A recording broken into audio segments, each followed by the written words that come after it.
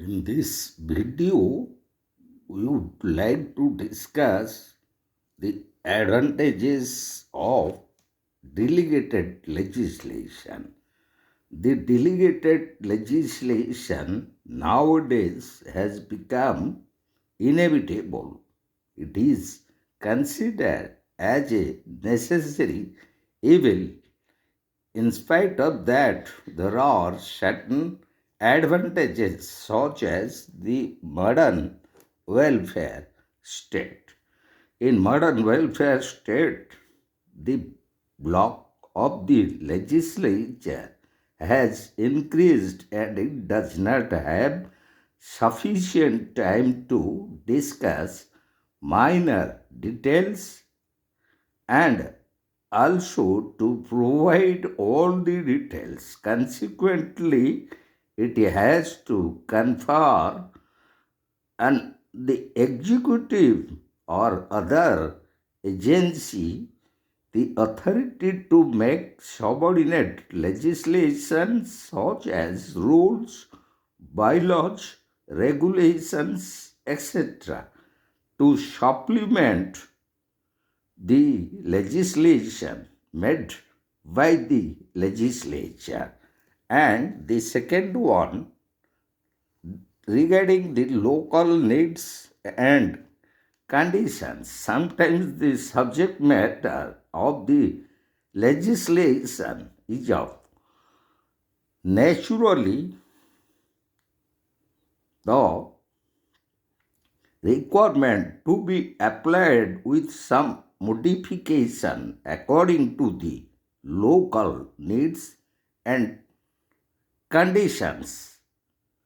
For the purpose of the legislature lays down broad outlines and details are left to be fulfilled by the authority who are to apply the law. And the very technical nature of legislation required delegation. Sometimes the very subject matter of legislation is of technical nature and it requires handling by the experts. In such cases, it becomes necessary to delegate to appropriate authority the power to deal with such subject matters. And the fourth one, that is regarding experimentation and adjustment.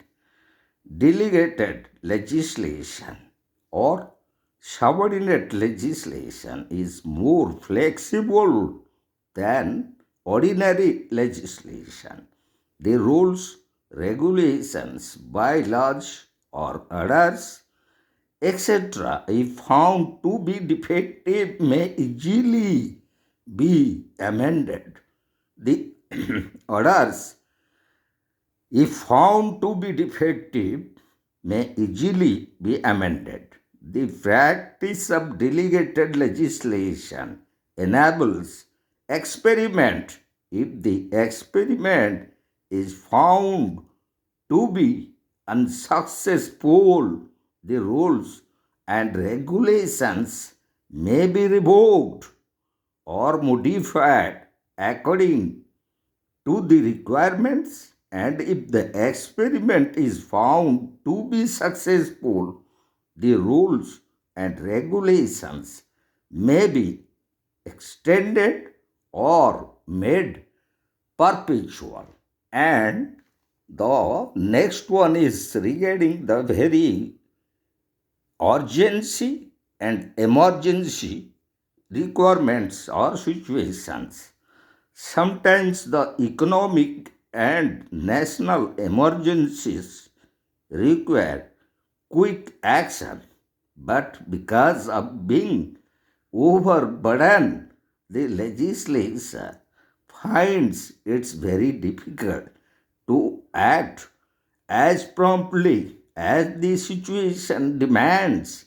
Hence, the executive is delegated the power to make rules, regulations, orders, directions, etc., to deal with such emergency and urgent situations.